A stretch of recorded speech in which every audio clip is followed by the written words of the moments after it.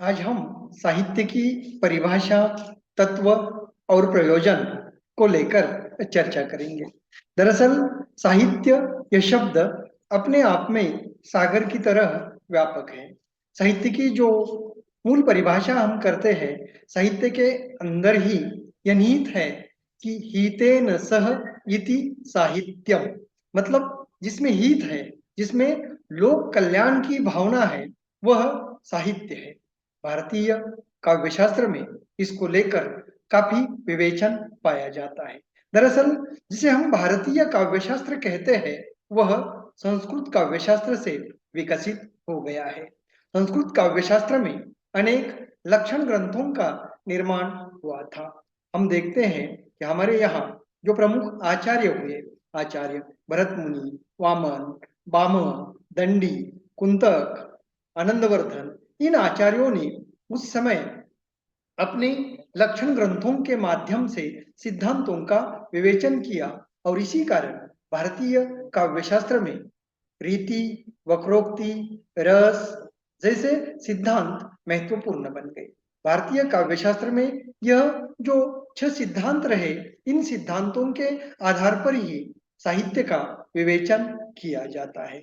साहित्य के तत्वों की ओर जब हम लोग देखते हैं, तो मूलतः जो साहित्य है उसको भाव पक्ष और कला पक्ष, इन दो रूपों में विभाजित किया जा सकता है। अर्थात साहित्य में भाव पक्ष महत्वपूर्ण होता है और दूसरा कला पक्ष।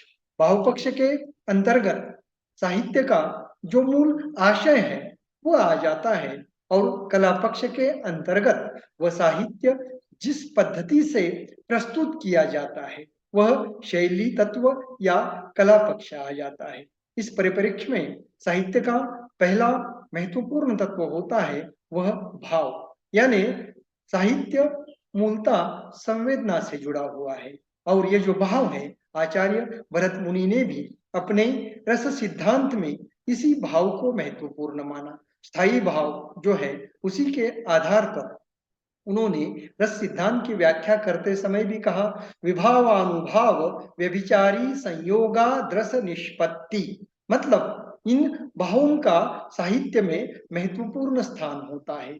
लेकिन केवल भावों से नहीं, तो साहित्य समाज को एक दिशा निर्देश देने का काम करता है और इसीलिए साहित्य का दूसरा महत्वपूर्ण जो तत्व है उसे बुद्धि तत्व या विचार तत्व कहा जाता है।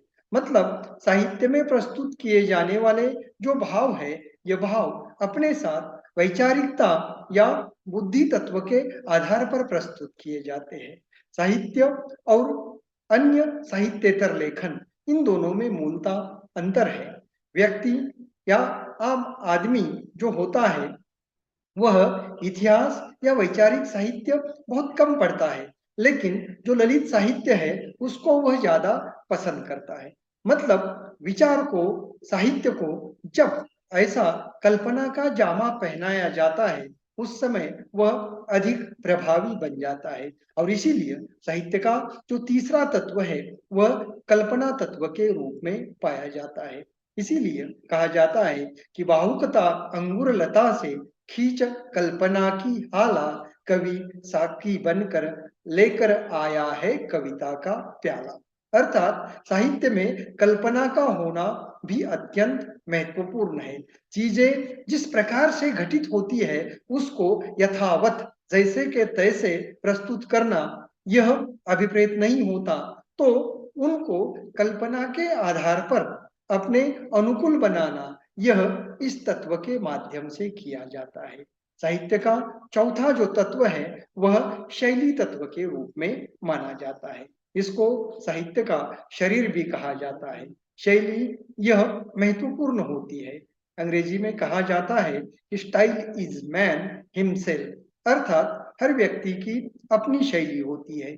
आशय चाहे कितना भी अच्छा क्यों न हो, लेकिन उसकी प्रस्तुति किस ढंग से की है यह महत्वपूर्ण होती है और इसीलिए अभिव्यक्ति यहाँ महत्वपूर्ण माने रखती है। साहित्य में आने वाला जो आशय, विषय या विचार है उसको किस पद्धति से प्रस्तुत किया जाता है, बात को कथन करने की, कहने की जो पद्धति है, यह पद्धति इसके अंतर्गत होती है और ये शैली तत्व ही लेखकों का अपना वैयक्तिक या निजी पहचान के रूप में साहित्य में आ जाता है। साहित्य या काव्य मूलतः आम जनता के लिए लिखा जाता है या जनता के लोक मंगल के लिए लिखा जाता है। भारतीय साहित्य या काव्यशास्त्र में काव्य प्रेरणा के रूप में 4 पुरुषार्थों को महत्वपूर्ण माना है। इसमें साहित्य की प्रेरणा को लेकर दैवी प्रेरणा को महत्वपूर्ण माना है या आत्माभिव्यक्ति का सिद्धांत, इच्छा पूर्ति और अधिकार भावना, इसको भी साहित्य के प्रेरणा के रूप में स्वीकार किया गया है।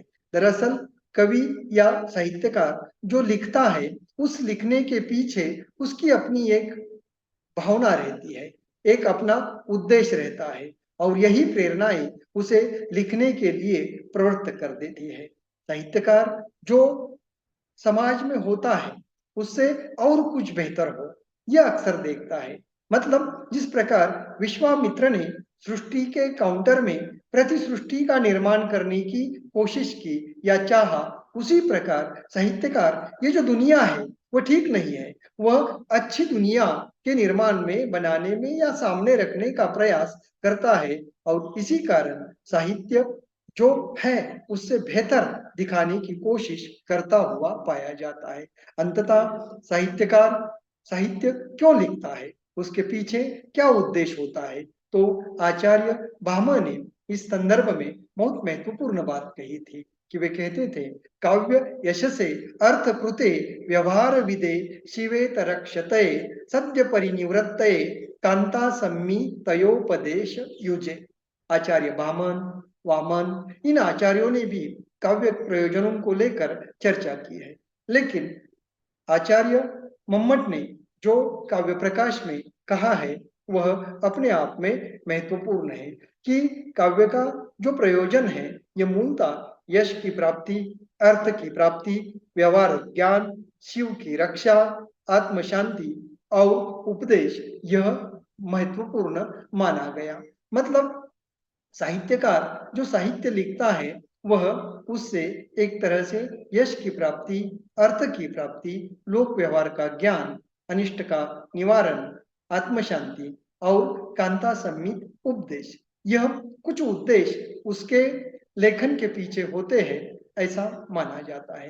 भारतीय साहित्य में जैसे 4 पुरुषार्थों को महत्वपूर्ण माना, उसी प्रकार पाश्चात्य काव्यशास्त्र में इस बात को लेकर 2 विचार सामने आए।